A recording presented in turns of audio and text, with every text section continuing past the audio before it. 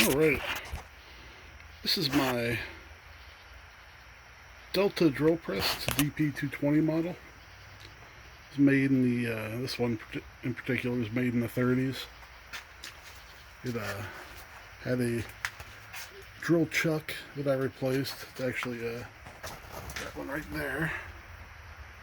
But it does not run true, and it was just chewed up pretty bad, so I had to replace it. Fortunately, it has I guess you would say a proprietary mounting on the spindle shaft, so I had to replace the whole spindle shaft with a more modern version. Got off of eBay and replaced it with this Jacob style chuck. You got on Amazon.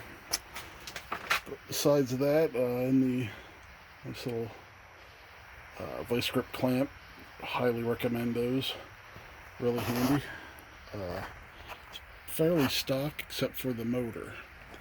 The motor is 3-phase, 1725 RPM, 230 volt, and it's being driven by a VFD that takes 120 volt single phase household voltage and turns it into a 3-phase 230 volt output that you can control the speed of the motor with via a start stop switch, which also gives you reverse, and a potentiometer which controls your speed. So I have it set up so that the display will read RPM. It's called speed scaling in this particular VFD. You basically check what your RPM is at 60 hertz, enter it in, and it does a fairly good job of scaling that down to an RPM throughout its range of frequency.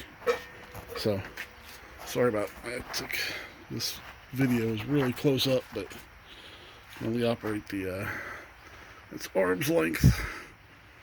So, you have to deal with that, I guess. I'll show you how it runs. It does have some bearing noise at low speed.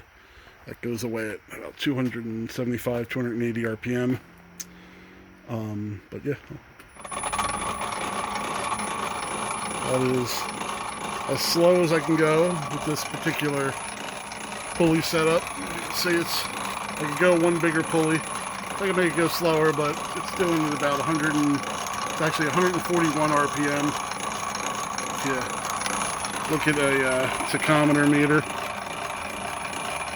141.5. It's actual speed, so it's within a couple of RPM. It's fine.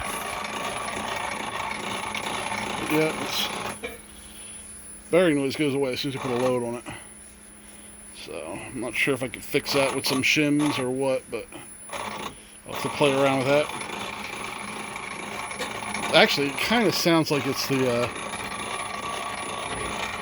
yeah, it definitely feels that way too. It feels like it's in the rack for the quill. But anyway, crank that up just a little bit. Get it about 180 RPM. That kind of takes care of that noise. And it goes up.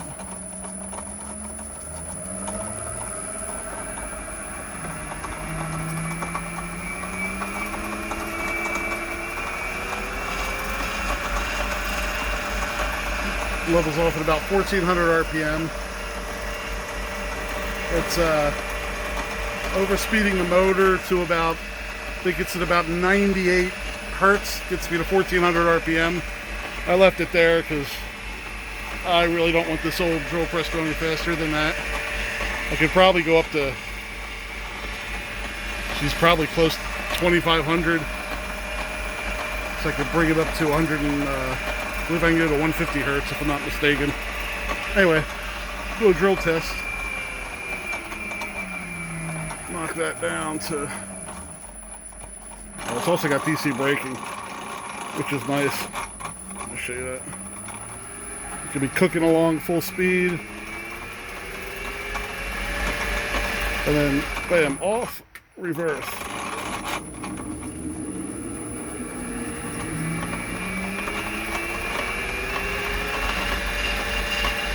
Bam. DC braking.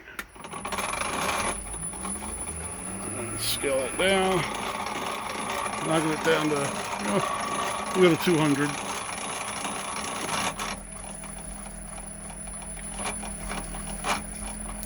There we go. A little schmutz on there.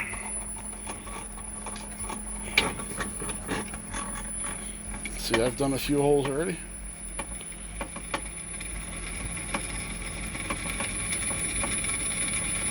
The only problem I've had is belt slippage, and I'm extended as far as I can go in my tension. I need a slightly smaller belt the next size down. Just did not have one.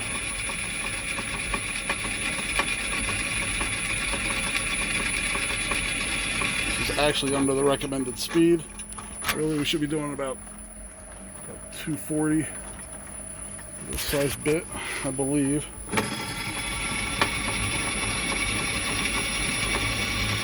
Just want to show you the torque. Oh, little malfunction there.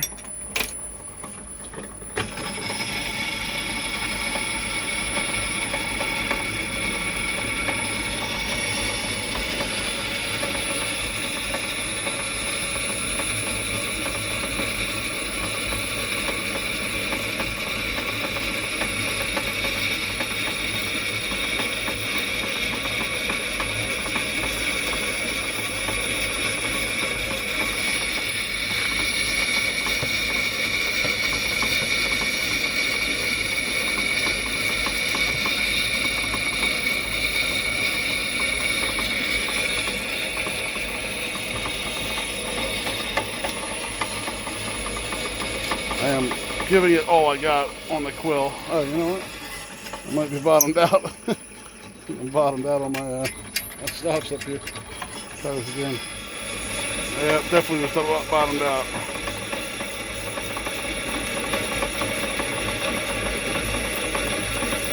Ah, she's eating.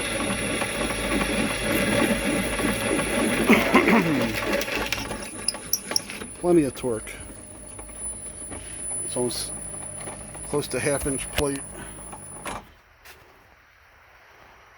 with a 15.5 millimeter drill bit, which is 0.061 or something, I believe.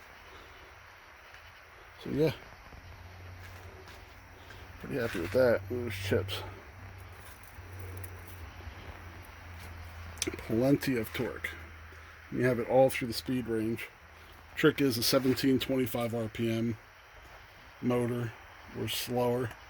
If you can get a slower motor, it'll probably be even stronger. But you don't want to get a 3650. They have no power at low end. They're only 2-pole. And you need a minimum of 4-pole motor to get any kind of torque at these kind of speeds. So if you're going to do this, make sure you get a proper drive that'll drive the motor and a 1725 or less 4-pole minimum motor, and you will have torque, which is key. I had another motor at one time, and besides some wiring issues with that, even once I got that fixed, I could still stop the chuck fairly easy with my hand. It was a little bit of a chore, but the slower RPMs, like if I was going at 140 RPM, I could just grab it. But yeah, not anymore. So I'm happy. Anyway, thanks for watching. Give you a shot of it all again there. Pretty happy with it. Thanks for watching. Bye.